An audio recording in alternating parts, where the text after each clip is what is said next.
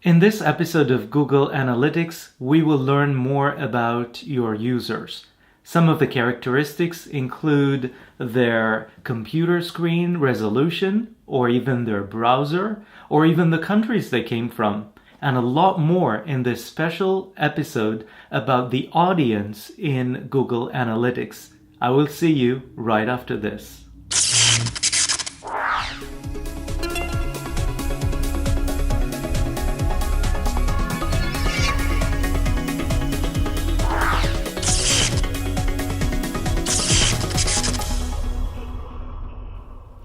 Hello and welcome back.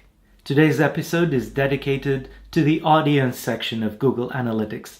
Let's get started. I go there by going into the left-hand side and clicking on Audience.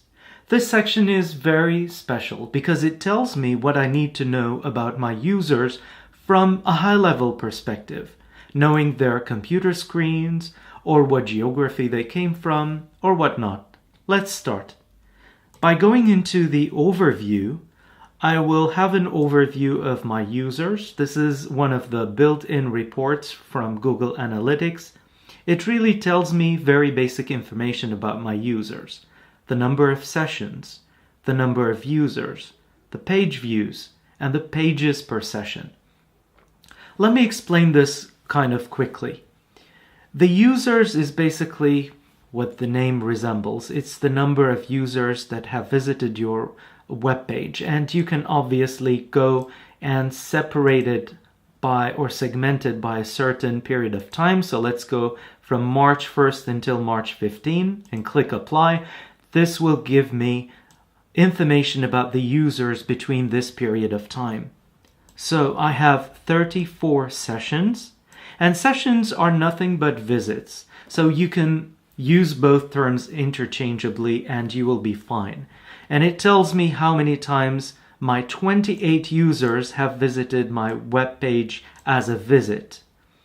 And again, it tells me the page views, because with every visit or with every session, there could be multiple page views. And this is something you need to understand. It's pretty basic, but it's one of the important things that you need to know, that when a user visits, he might visit one time or twice.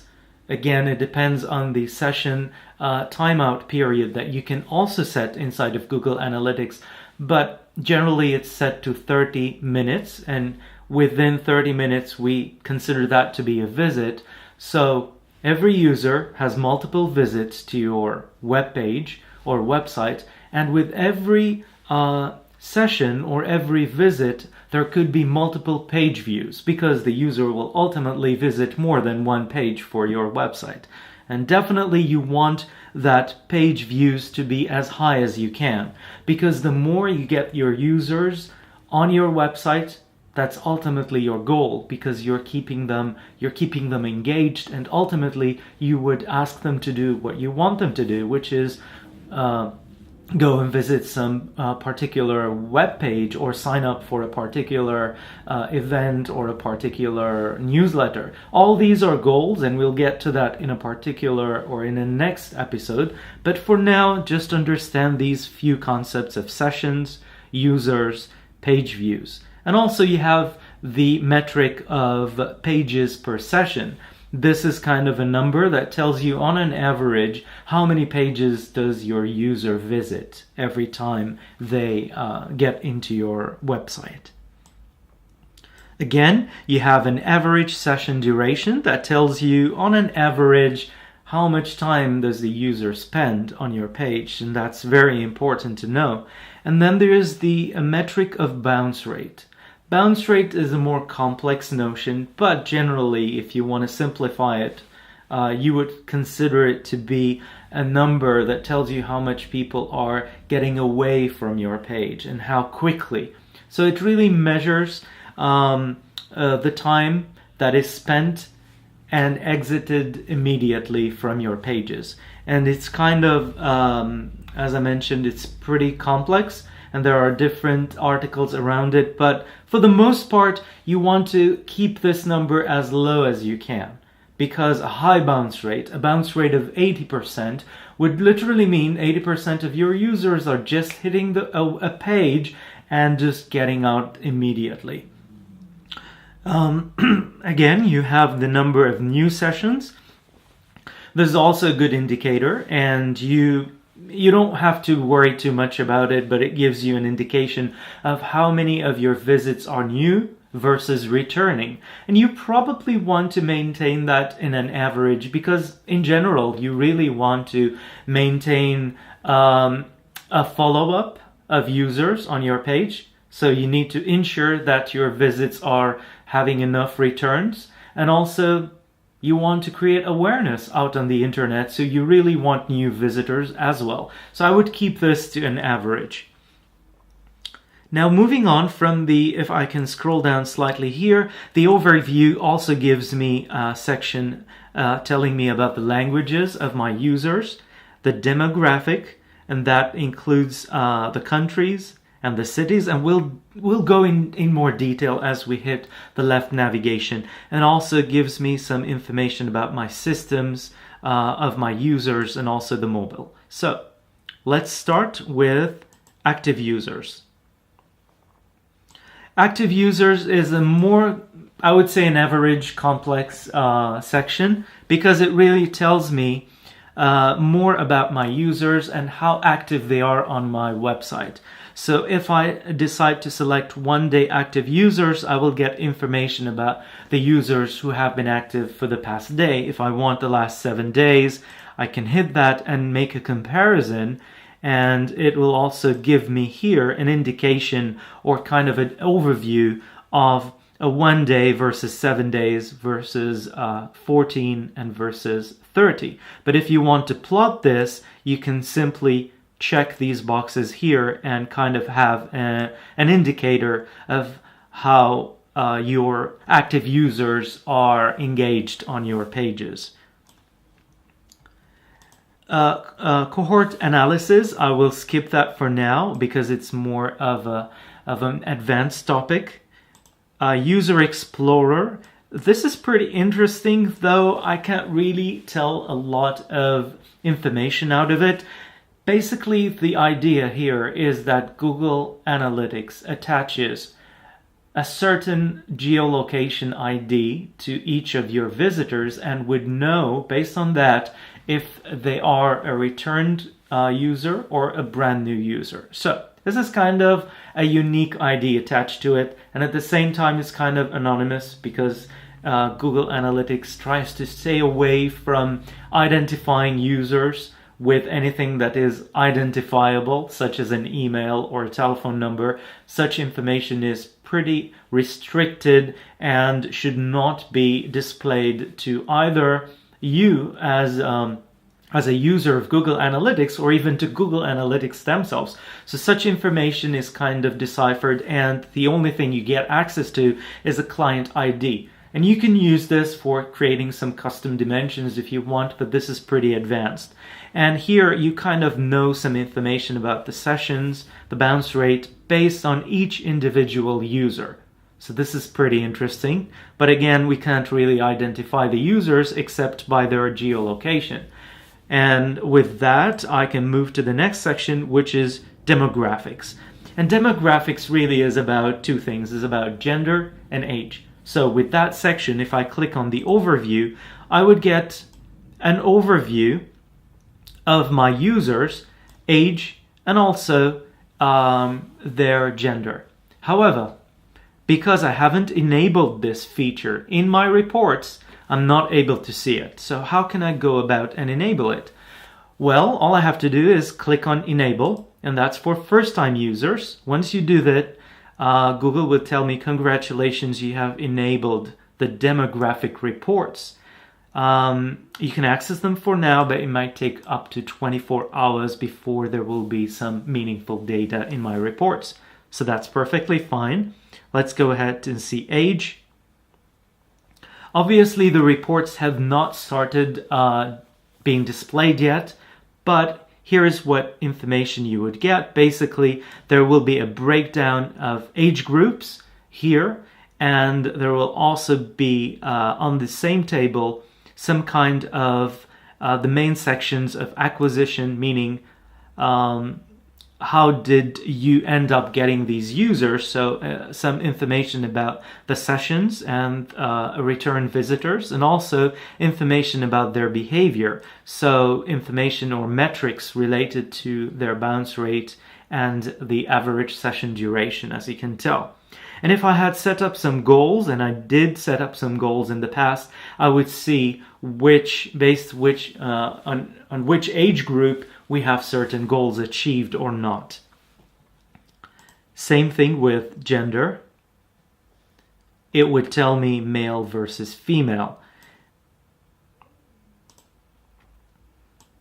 Moving on to geo, which will tell me more information about the language and location. That's what geo stands for. So if I scroll down here, I will see that the main language that is being used by my users is the English, American, and then the French, and then Brazilian, I believe, and then the British English. Obviously, if you need more info about the particular code associated with each of these languages, you can click here, and it will go into more details about my users who are coming with their keyboard set to the English language. Again, this is not really the keyboard, but rather it's the language that is associated with their browser. So depending on their browser's native language that has been set.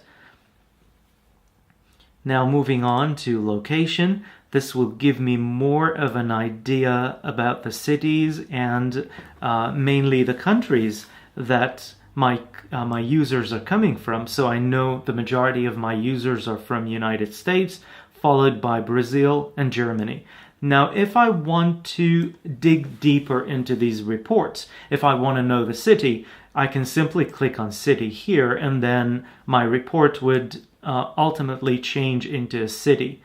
Now, seems like Google does not want to share the cities from the United States, and that's the reason why it's not set. Then Sydney, and then other cities from around the world. Great. Continent, same thing. If I want to go more of a high-level overview of the continents, then I'm up for knowing 12 came from the Americas and 10 came from Europe. And that tells me that pretty much my visitors are almost equal from these two continents. You can also go to subcontinents, so pretty much breaking down North America, Western Europe, and other parts of the continents. So that's great. And remember, at any time during these reports or any similar reports, you can go deeper by going into a secondary dimension. And I haven't explained that, but it's pretty much simple. All you have to do is click on secondary dimension and go deeper and select another dimension that you need your data, your tabular data, to be structured around. So, for example, I want to show you something more meaningful. So let's say we go to languages, and we know that we have all these different languages, but let's say I want to see the cities as well, or maybe the countries. So I can just go and select country to be my secondary dimension. And then automatically I have my language versus the country, and in this order, as you can see. So it kind of broke it down into this list. And we have obviously two dimensions, my primary dimension and secondary dimension, and all of these values here are called my metrics. So this is pretty much it. If I want to plot some of these data alongside, I can simply hit these two. For example, I'm trying to compare Brazil and the United States with their respective language, and I can literally go somewhere here. Right here, I can say plot rows. And as you can tell, I have my overall sessions, and then the ones coming from the United States and the ones coming from Brazil, and I can compare against each other. Now, moving on to behavior. This is interesting. As we mentioned before, you have your new users versus your returning users. And this is the main graph and the main tabular data table that you can compare these two against each other. Again, if you want to see both and compare each other, you can select both and hit the plot graph. And there you go. I can see, as you can tell, the new visitors are the one with the orange color and the returning visitors are the one with the green color.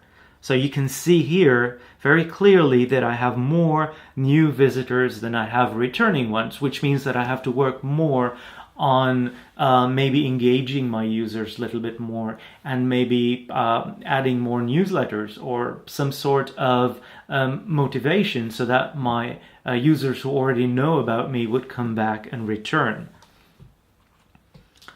Moving on, frequency. This is again in relation to how frequent my users come back and their number of sessions. It's pretty advanced. I'll move on past this.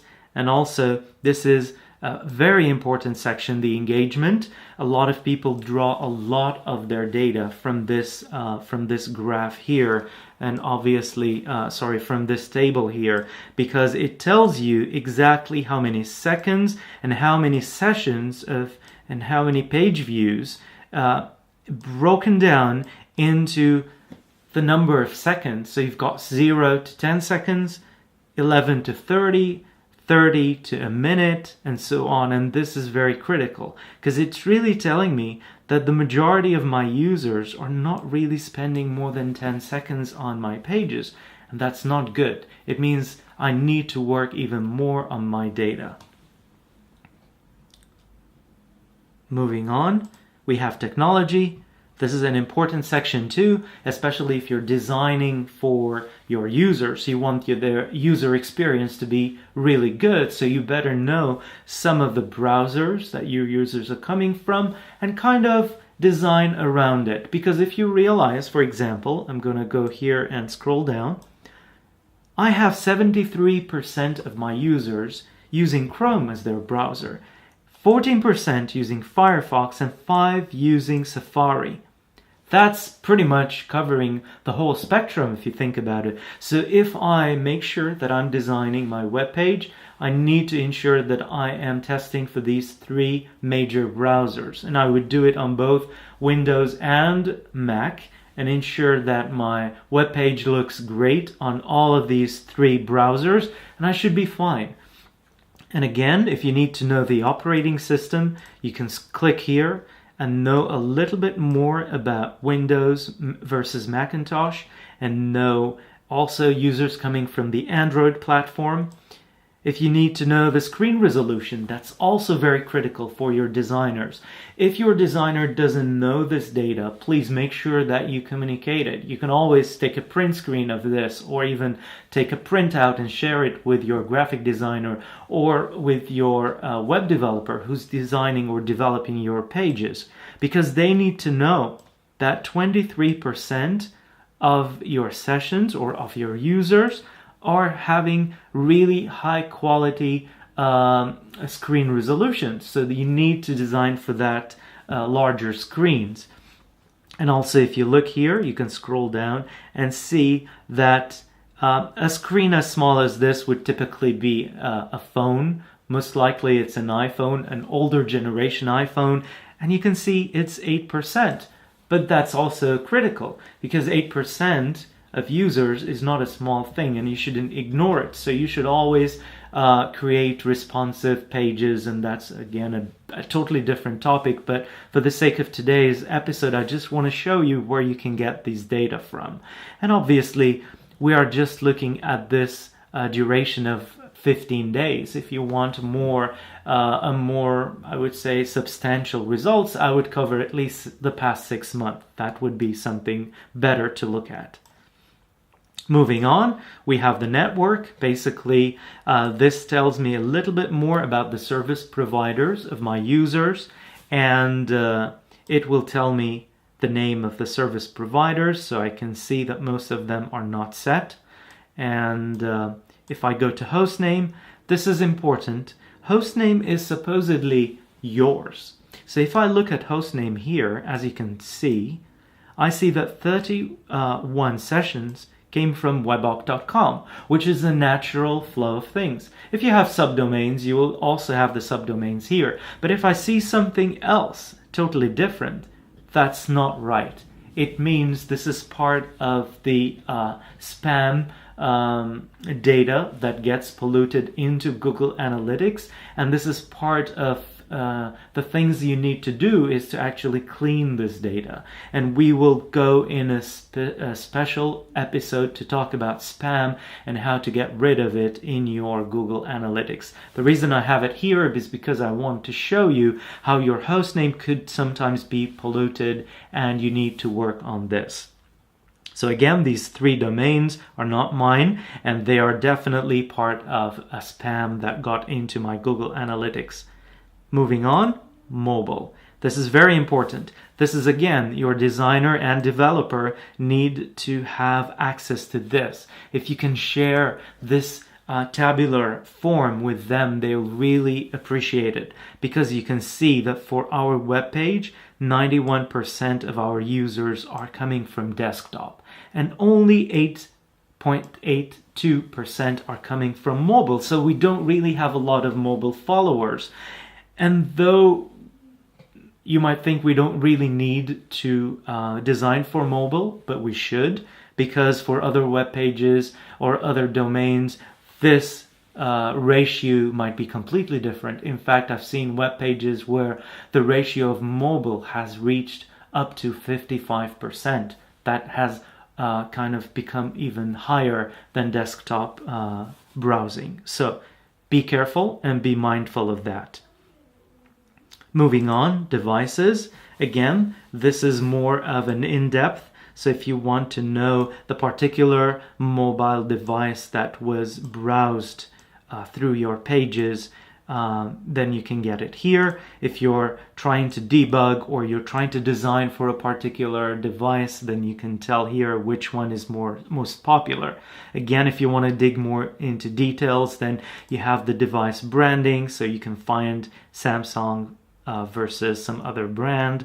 You can also go to the service provider of the mobile phone or the mobile device as well. So all this is particularly to mobile browsing. You can see the input selector, so you can know if it's a touch screen or not, and you can also know the operating system. Android seems to be occupying 100% of my users coming from mobile phones.